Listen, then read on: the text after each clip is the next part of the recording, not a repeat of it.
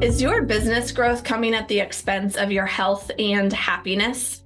Are business growth and personal fulfillment batting it out for your time and attention? Today, we're diving into sustainable scaling, how to grow your business strategically without sacrificing your emotional, mental, relational, financial, and spiritual well-being in the process.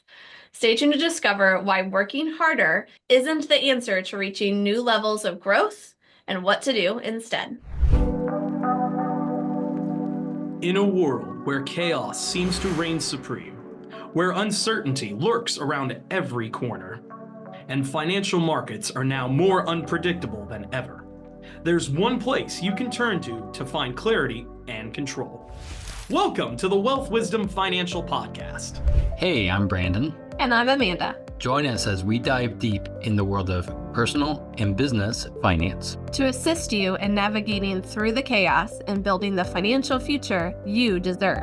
We believe when conventional financial thinking doesn't get you where you want to go, you need wealth wisdom. So if you're ready to take control of your financial destiny, tune in to the Wealth Wisdom Financial Podcast. Because in a chaotic world, your money shouldn't be. Subscribe now and never miss an episode. Welcome to this month's theme, growth and scaling. This month is all about helping business owners break through barriers and build sustainable wealth. We're passionate about helping entrepreneurs like you create businesses that serve your life, not the other way around. Today, we're focusing on how to scale without burning out, because true success includes your well-being, not just their well-being, but we want to make sure you're living through it and enjoying what you're doing. So I'll never forget the day Tom called me from the hospital. His e-commerce business had just crossed the $1 million revenue mark. We had just celebrated it because it was something he'd been working toward for years, but he wasn't calling to continue the celebration. The doctor says it's exhaustion, he told me, his voice barely above a whisper. My blood pressure is going through the roof. I've lost 15 pounds without trying. I can't sleep. I can't remember the last time I saw my kids awake. Tom had achieved the growth he wanted, but at a devastating cost.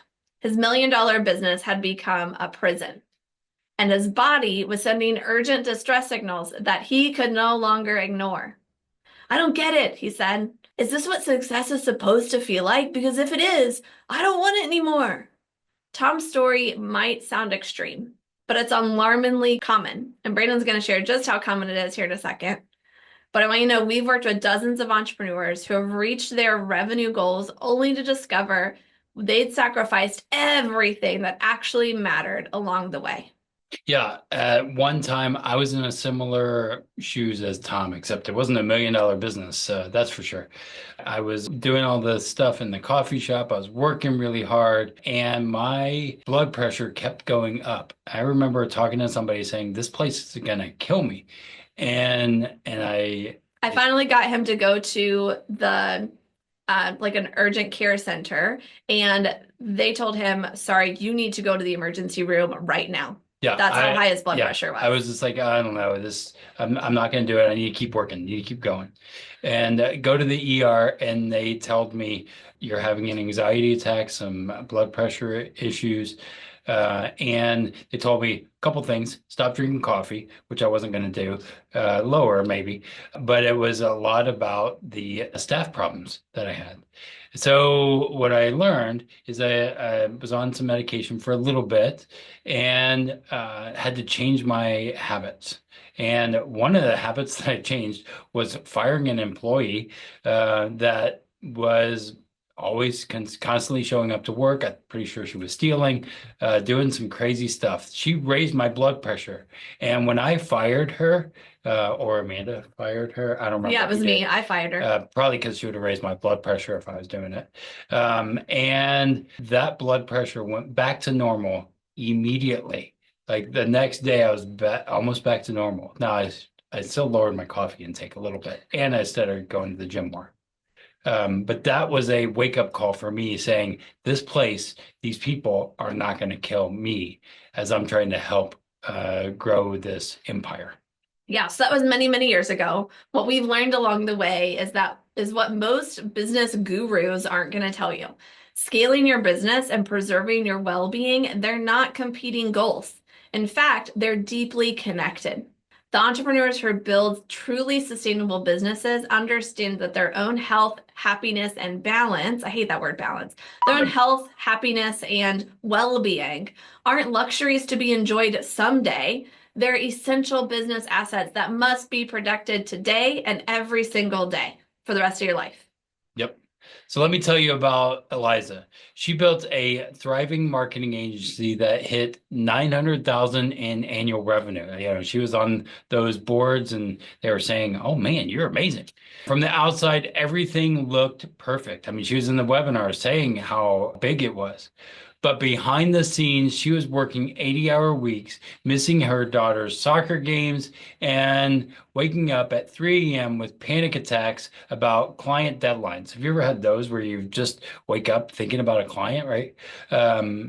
I feel like I'm running on a treadmill that keeps getting faster, she told me, and I don't know how to get off without everything falling apart. Have you ever seen somebody running on a treadmill and then they try and get off and then they fly, those funny meme videos? Yeah. That's what I'm thinking. Yeah, Right. that's where most business owners are. They Yeah. just keep running on the treadmill and the treadmill keeps getting faster and faster, like a ghost is hitting the button there and making it faster and faster. They don't know what to do. Yep. This is what we call the hustle trap. The belief that working harder is the only path to growth. But it's the most dangerous myth in entrepreneurship, and it's claiming more victims every single day. The first thing to sustainable scaling is understanding that you are the most valuable asset in your business, not your client list, not your marketing strategy, not your team, you. That's what I love what we do, right? When Eliza decided to turn off the treadmill and reorient, she started by conducting a complete energy audit of her business. This isn't about time management, it's about energy management. She tracked every task that she performed over 2 weeks and categorized them. Energy creators, activities that left her feeling energized, creative, and fulfilled. Energy neutral tasks that neither drained or nor energized her, and energy vampires, some of those clients. Work that constantly depleted her energy and motivation. Now, these are not people. These are tasks, energy creators, energy neutrals, and energy vampires. Sometimes they might be. The time she was spending. It's about her time, not about the people. Okay. Okay. What she discovered was eye-opening. Eliza was spending over 60% of her time on energy vampires, not people, but the administrative tasks, putting out fires, managing difficult clients. Which would be the vampires too. Maybe they are vampires. She spent less than 15% of her time on the strategic work that she loved and was excited about, and the work that actually drove the business forward and the growth. And that was a problem. Yeah. And this is a pattern we see with almost every struggling business owner and entrepreneur. They've built businesses that systematically drained their energy rather than sustaining it. It's an impossible to scale successfully when your most valuable asset, you, is being depleted daily. The solution is not working harder. It's restructuring your business to preserve and amplify your energy. So before Brandon starts talking about the shifts Eliza went through, you probably already can kind of think about like the past few days. When you finished that task, did you feel most alive? Did you get stuck in that state of flow that people talk about? And was that just a small part of your work? Probably, right? Think about that part of your work. And then also now think about the energy vampires. Maybe something that you left that task, you finished that task, and you felt drained, depleted. You had no energy left, and you want to just call it quits for the rest of the day. Keep those in mind, those examples in mind, as Brandon starts to share about the shifts that Eliza can make.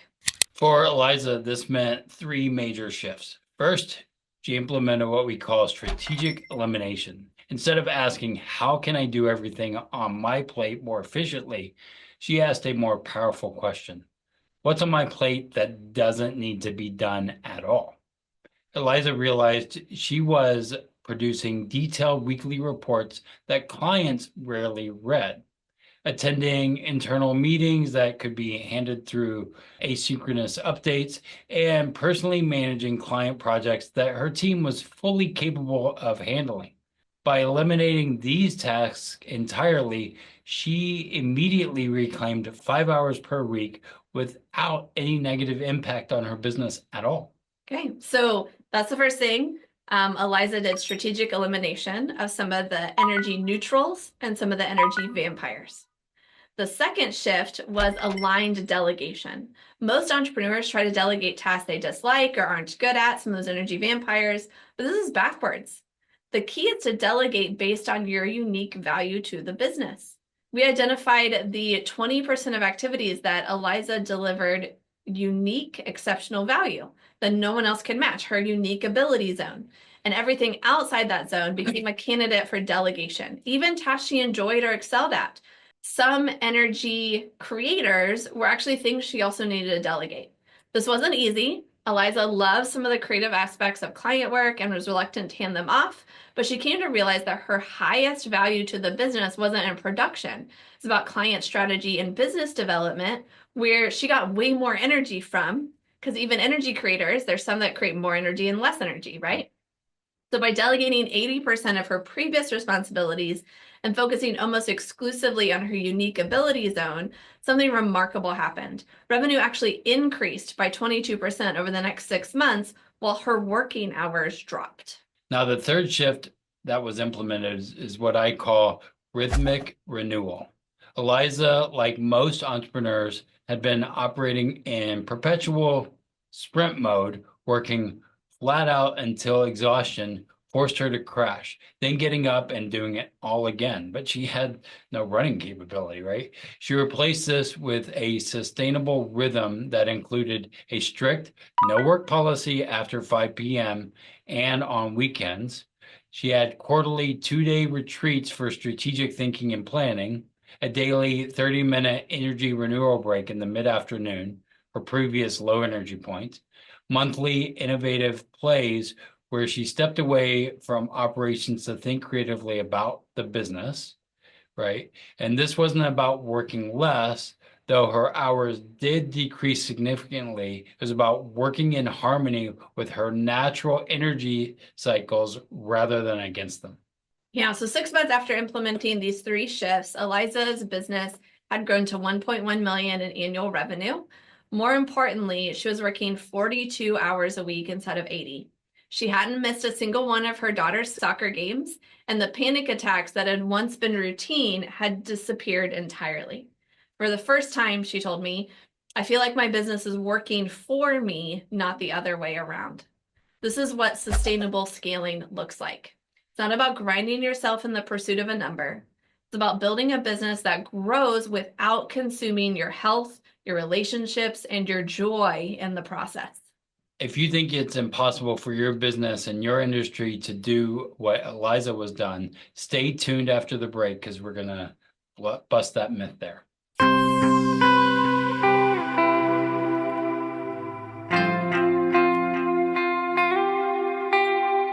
Ready to take the next step towards securing your financial future?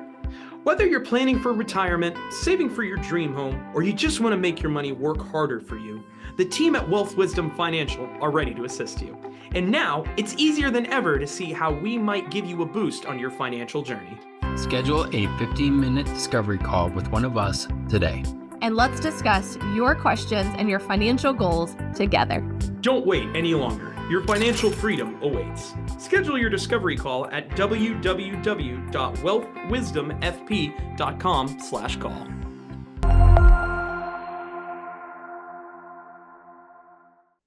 Now I know what some of you are thinking. We heard it from Eliza, from Tom, and from countless other entrepreneurs. That sounds great in theory, but my business is different. My clients expect immediate responses. Again, I've heard this one before. I can't delegate because no one can do it as well as I can. I don't have time to take breaks. We're in growth mode after all. So let's address these concerns directly because they're based on dangerous misconceptions. So first, let's talk about Michael, who ran a thriving web development agency. When I suggested he implement boundaries around his availability, he was adamant. My clients expect me to be available 24/7. That's our competitive advantage. How could I ever? So I invited him to run an experiment. You're not committing to this forever, just experimenting, see how it goes. Survey your top customers. Ask what they valued most about working with your company. Immediate response times didn't even make the top 5 when he did that survey. What clients actually valued was the quality of the work, strategic guidance, and reliability in meeting deadlines, none of which required Michael to be perpetually available. When he implemented office hours and a team response system for urgent issues, not a single client complained. In fact, client satisfaction scores actually increased because the quality of their interactions improved. When Michael talked to people, he was not exhausted and distracted. As for delegation, I understand the fear. Jake, a consultant who worked with a Fortune 500 companies, told me, no one can deliver at my level if I delegate. I'll lose clients if I do that. This is the perfectionism trap, and it's the scaling killer. The truth is that good enough for your team is better than your delivered last-minute version of perfect. Jake started small, delegating just 10% of his client work to the most trusted team member. Yes, there were minor quality issues at first, but within 60 days, the team member was delivering work that clients couldn't distinguish from Jake's. Meanwhile, Jake's freed up time allowed him to land 2 major clients, something that would have been impossible when he was buried in deliverables. And then for that, we got no time for breaks, we're in growth mode objection, this is perhaps the most dangerous misconception of all. Carla, who ran a rapidly growing startup, told me, we're in hyper growth mode. Breaks are a luxury we can't afford right now. And 6 months later, Carla's business had stalled. 2 team members had quit due to burnout, and Carla herself was making costly mistakes due to chronic exhaustion. The reality is this: sustainable energy is not a luxury. It's a prerequisite for sustainable growth. The research is unequivocal. Yes. Regular breaks and renewal activities dramatically improve cognitive function, decision-making, creativity, and productivity. When Carla finally implemented regular renewal practices, including mandatory weekends off for her team and scheduled thinking days for herself, growth actually accelerated rather than stalled. These objections all stem from the same flawed assumption that your well-being and your business success are separate concerns or even competing priorities. The truth is that they're inseparable. Your physical energy, mental clarity, and emotional balance are the foundation upon which your business grows. Sacrificing your health and happiness for growth isn't just personally unsustainable, it's bad business strategy. It is not very good overall. Yeah.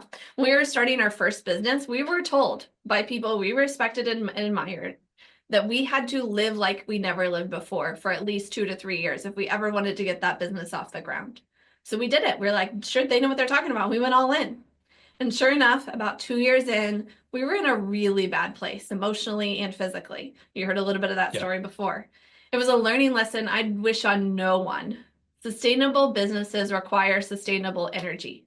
Make that a mantra of yours. Sustainable businesses require sustainable energy. Energy creators, not energy vampires. We almost lost that business. Among other things, a lot of other things. And more important things in the business because we tried to live unsustainably.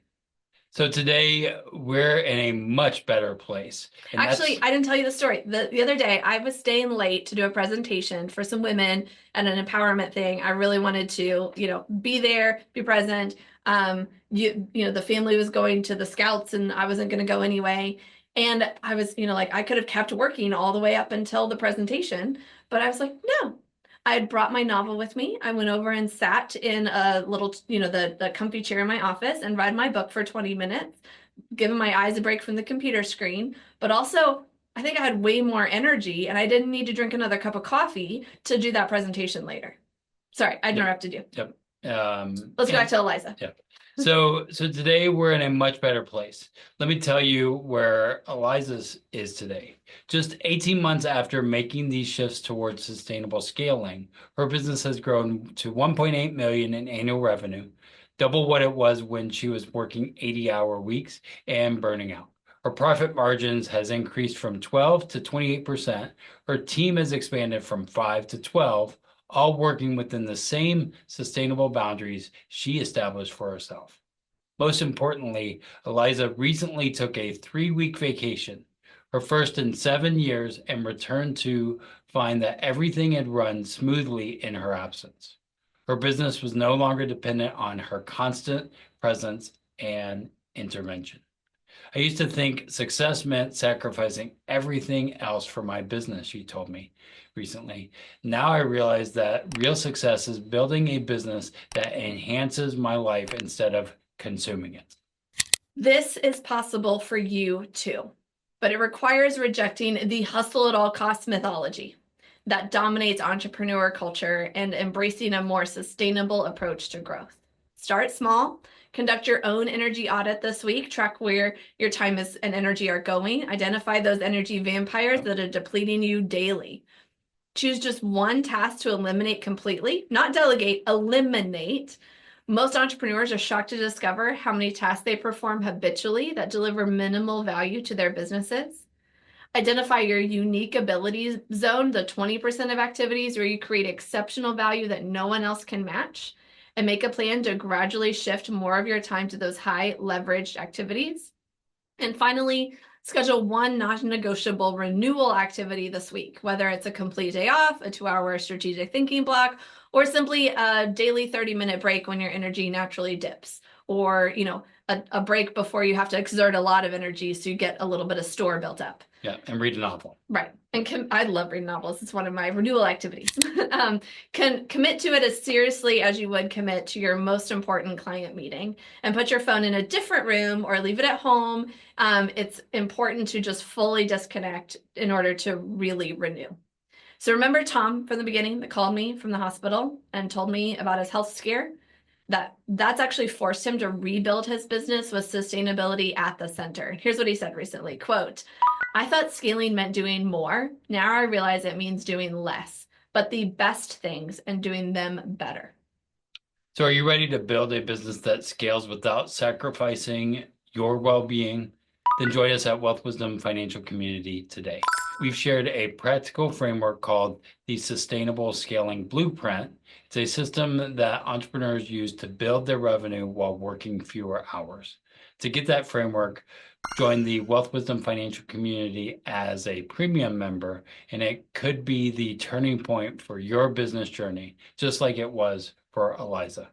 Also, if you didn't know, we share practical wealth building tools every Wednesday in the Wealth Wisdom Financial Community. Want to learn how the business works without burning out? Get the entire library by joining as a premium member at wealthwisdomfp.com/community. And there's a free version too. So wealthwisdomfp.com/community. Yeah, and a lot of people want to have these, time blocks to not just, read a novel, which if you want a recommendation, let me know. I've found a new author. But they also want, strategic thinking about their business. What do I do in that time? How do I think strategically about my business? Those are exactly what the resources in the Wealth Wisdom Financial Community are for. I think you just shared that even with one of our mentors, one of those things, and he was blown away by what you shared. Yeah. So thanks for joining us for today's episode. Hit that subscribe button. Next week, we're going to be wrapping up this growth and scaling series by addressing the business owners who have already scaled well, but you're still feeling like something's off, something's missing, something needs to still shift. Until then, live long and profit. The stories in today's episode are based on real life, but just like Law and Order, Dun, dun, dun. No, it's just dun dun. Dun, dun. They are fictional and do not depict any actual person or event. The topics presented in this podcast are also for general information only and not for the purposes of providing legal, accounting, or investment advice. On such matters, please consult a professional who knows your specific situation.